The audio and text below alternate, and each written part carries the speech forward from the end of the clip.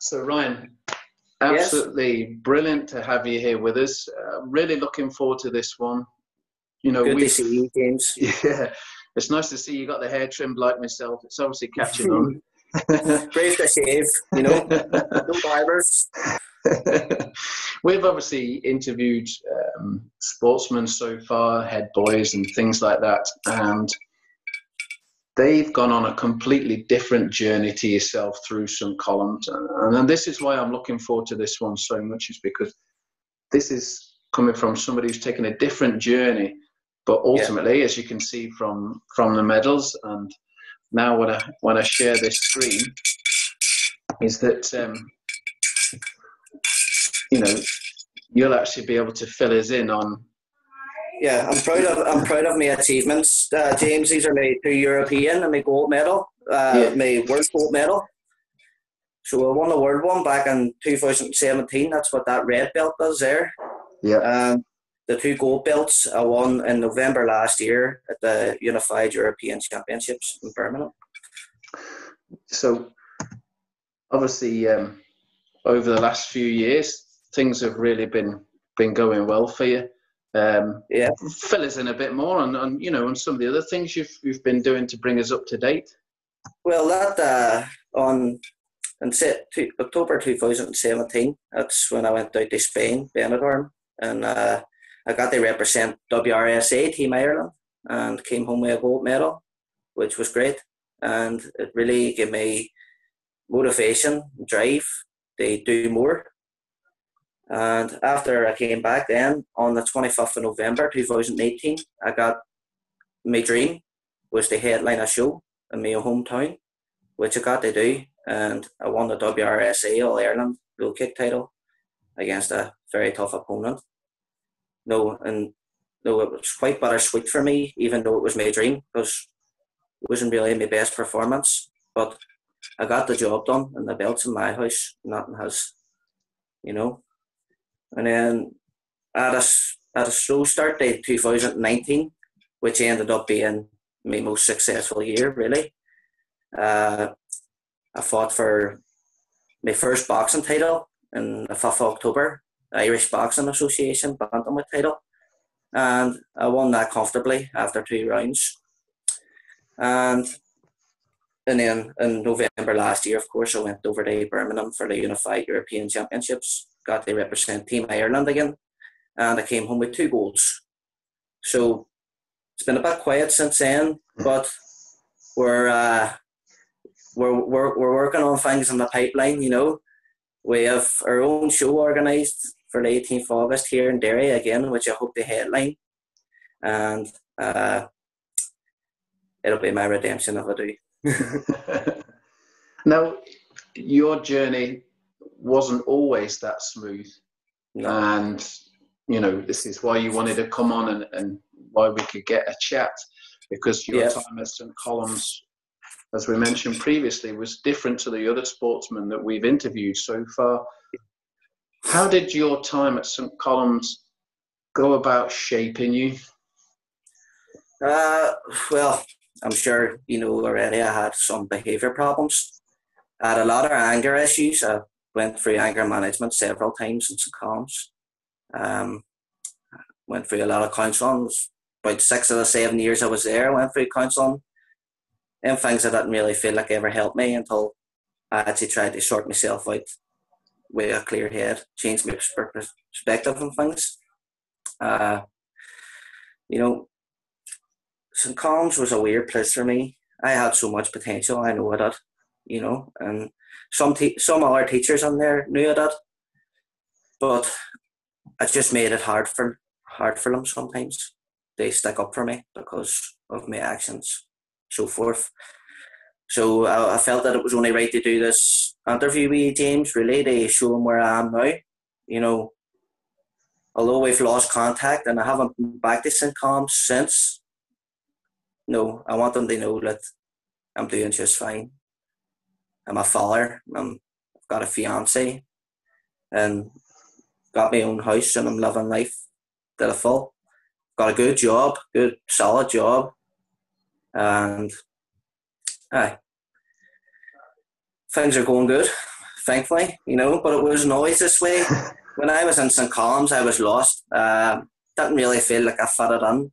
Felt like I was sort of too cool for the nerds, and then I was too mad for anybody else, really. You know what I mean? I felt like I was cut from a different cloth, and I felt like I was missing something, and it was kickboxing. During my years in school, I fell away from it. You could say I didn't keep the best of company, and that they're reflected in some of my actions. And, it is what it is. But I'm glad that everything that had happened. Every bad interaction or anything that I've had a message behind it. And it was only when I cleared my mind and cleaned out my body that I only started to understand things from an adult point of view, So basically, I wasn't in a good place when I left school. I had to leave in year 14. Personal issues and all, it just become too much, and was given an ultimatum which I couldn't adhere to. So I had to walk away. It broke my heart. I'd spent 7 years in the school nearly, and I was so close to going to university. But at the end of the day, James, I wasn't ready to go to university, because I had actually went the tech then for a couple of years after that, and finished my diploma, got good grades on it, and I still don't feel ready. So everybody's on a different path.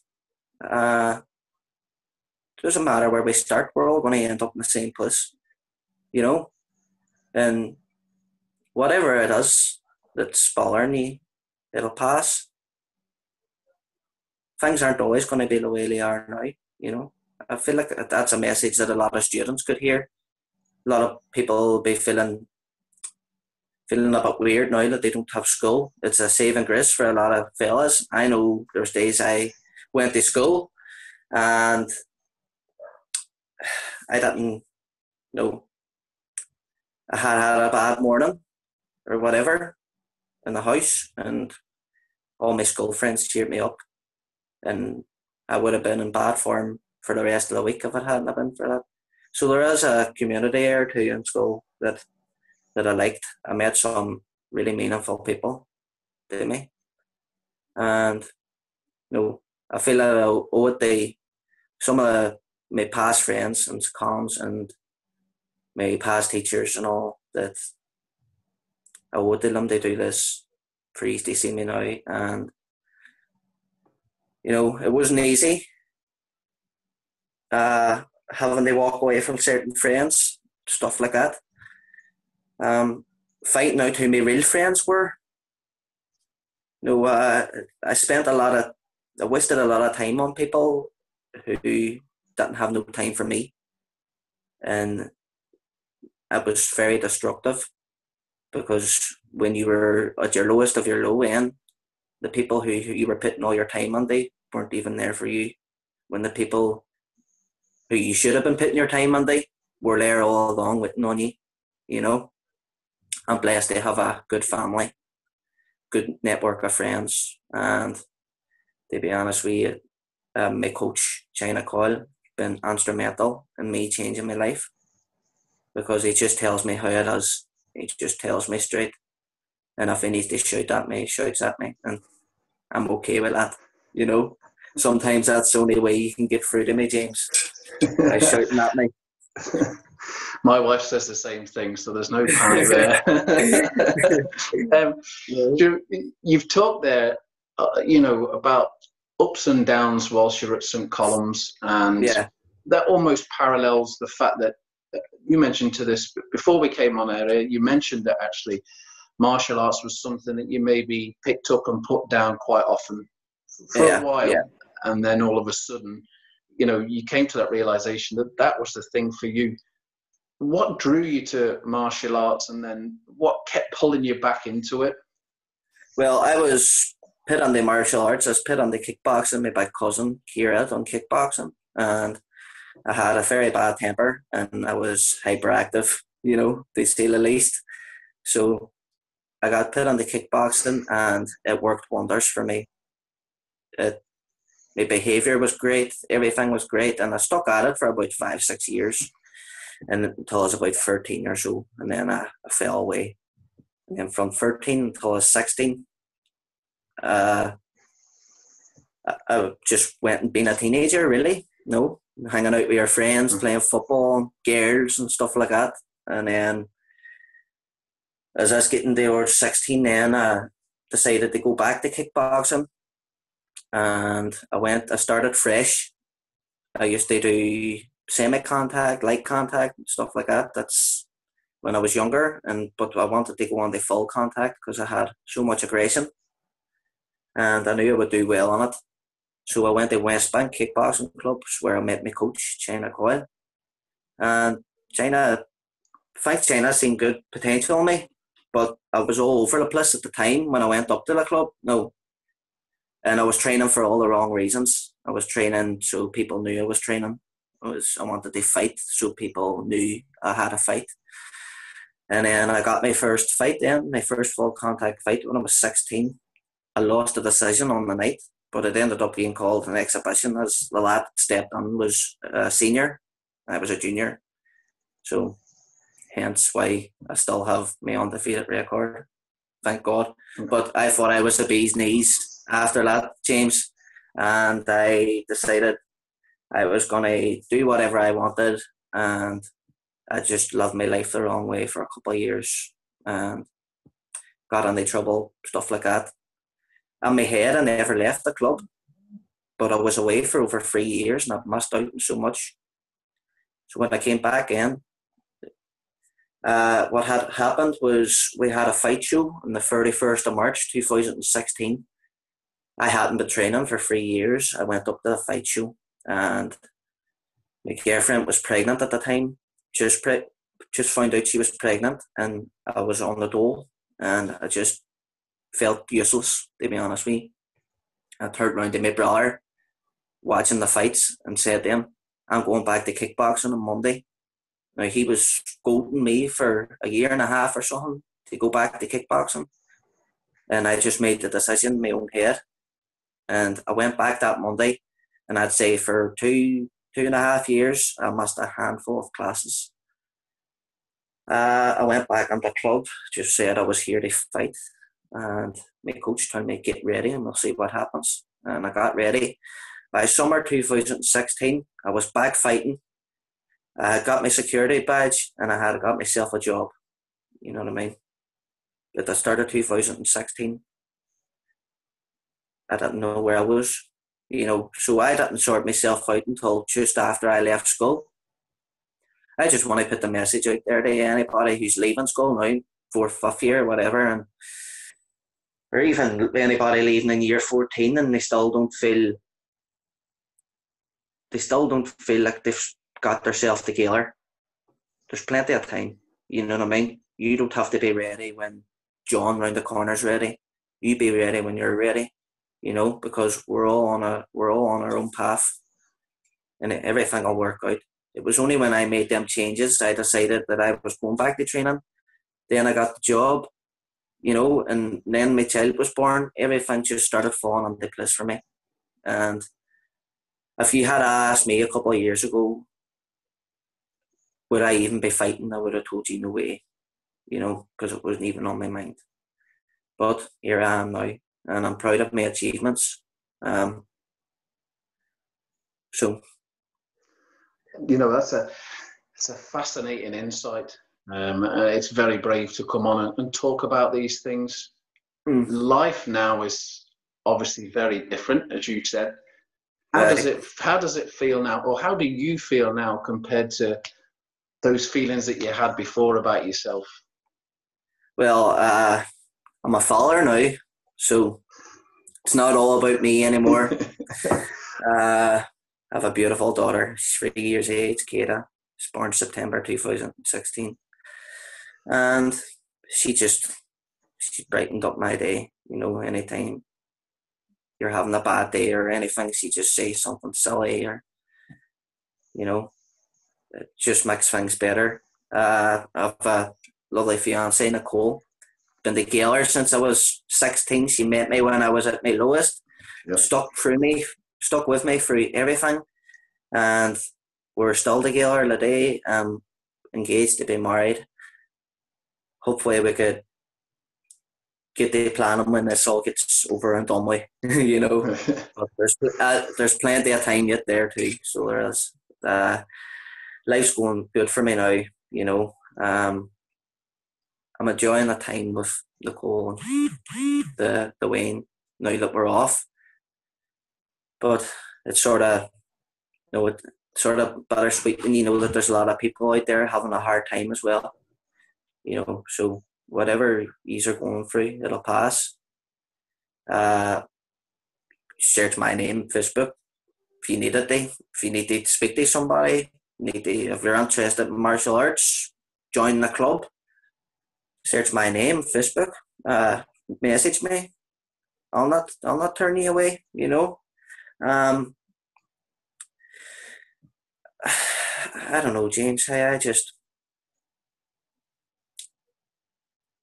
my time at St. Columns, it opened my eyes to a lot of things that I couldn't see until I was actually left the school. You know, there was a lot of people in that school who looked out for me a lot, and I never ever seen it.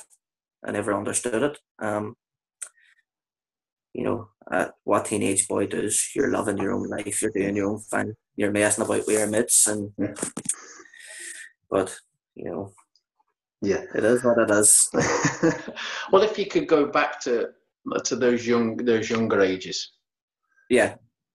Not that you would obviously listen to yourself, but what advice would you give or try and give to yourself back then? Relax. You know, you have plenty of time, and give your time and energy to the right people. You know, that's the main thing. Don't feel like you have to try and be friends with a group of fellas because they're cool, or you think that you'll look better if you're bitting about the emmons. Be friends with who's being friends to you.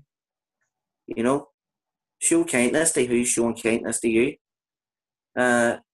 Life's a two-way stream, really. You know, you get in what you put out, and that goes for anything. Goes for sports, goes for relationships, goes for everything. You know, so that's why I feel like I'm here today. I've put on my heart and soul the martial arts for the last couple of years. I feel like that's why I have achieved what I have achieved, but I'm nowhere near finished yet. The fire's still strong. I still want to keep going. I only want to better myself because that's what we're here to do. We're here to constantly better ourselves any way that we can. School's going to be confusing for a lot of boys, for a lot of girls as well. For a lot of people, just school's confusing. Because you're going through so much at that time, your hormones and all's all over the place. And another thing I wanted to say was anybody who's going through counselling in the school, you might be. I used to feel when I was sitting in the counselling room and all, I was scared in case anybody saw me leaving it and all. It was almost as if there was a shame for being counselled. When the matter of fact is, when I decided to turn my life around at 19 years of age, all the things that I learned in counselling helped me. And half the things that were bothering me, I had already talked about. So it was just a matter of getting it out of me physically. I still had all the bad energy in me, but I had talked about everything plenty, you know. So stay strong, lads. There's light at the end of the tunnel. If you don't believe, ask any of the teachers in that school while I was like in school. You know. So, and you know that leads me on to, I suppose, the last thing is that, you know, you were quite specific. You wanted to send a message to those staff that were there through the thick 100%. And thin. You know, this is your chance now. What would you like to say to those people? First up, Mrs. Grimley. I opened up to Mrs. Grimley. She was my gearhead. She looked after me well. When I went to take, she set a good foundation in there for me, put a good word on for me. When we were 18, last time I ever saw Mister, and she cried when she saw me because I was just, I wasn't in a good place, you know. I want you to know that I'm in a great place now, and Mr. McConlogue was always great with me. He knew how to work me. He knew when to tell me to take a walk, and I never got to thank him because I left the school in such bad terms. I feel that I want him to know that I'm very thankful, and I'd love to meet up with him again someday in the college and show him some of my achievements and stuff and tell him how I've been getting on.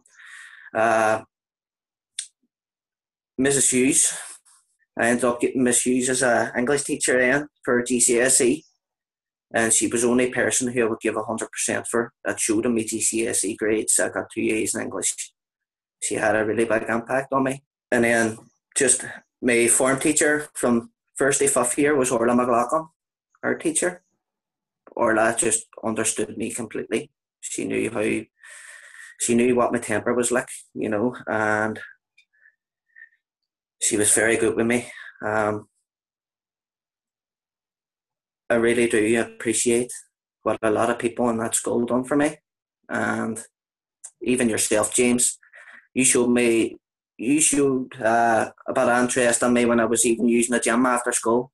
You weren't my teacher, but even things like that there still stick with me to this day. You've showed me a couple of things in the gym that still stick with me to this day, you know. I felt very alone at times, and when somebody reached out and helped me, it was a big thing. I just want to thank you all because you helped make me what I am today.